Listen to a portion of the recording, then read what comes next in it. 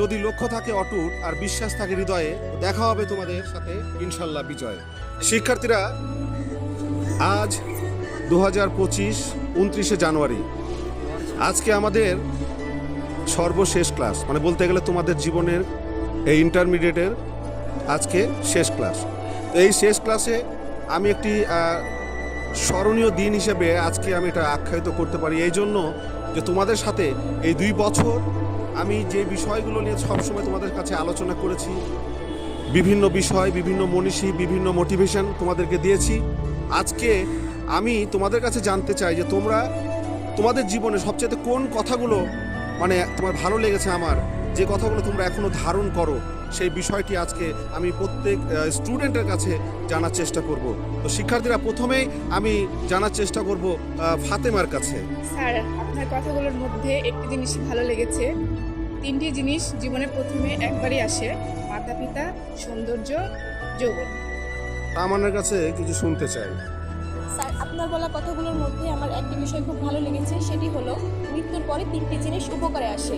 সেগুলো হচ্ছে সুসন্তান, ভালো কাজ এবং আমল। ধন্যবাদ। মারিয়া, তুমি বলো। এখানে কথাগুলোর মধ্যে আমার একটি জিনিস অনেক ভালো লেগেছে। তার মধ্যে 3টি জিনিস কখনো ফিরে আনা যায় না। সেটা হচ্ছে বন্দুকের গুলি, কথা, রুহু। এগুলো আমার সবসময় মনে থাকবে।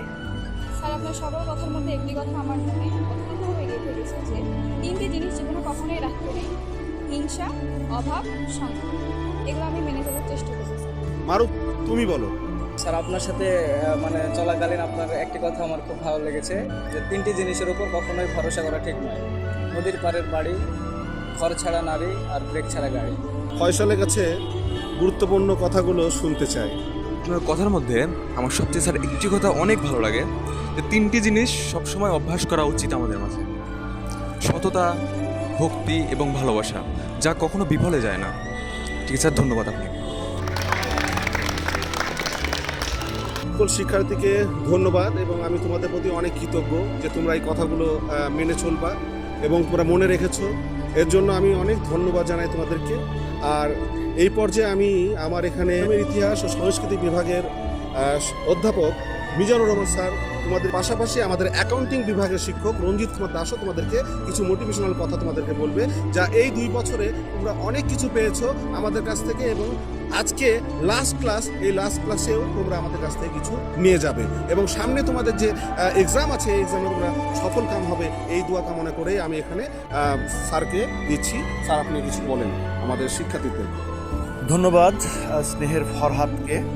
ফরহাদ যেভাবে ক্লাসে তোমাদেরকে বলে, যেভাবে তোমাদের সাথে একটা রিলেশন তৈরি করে ফেলে, সন্তান পিতা, শিক্ষার্থী শিক্ষক না, ঠিক বাপকে বাড়িতে রেখে আসছো, এখানে এসে আরও একটি বাপ পেয়েছো, ব্যাপারটা ঠিক এরকম, ঠিক না?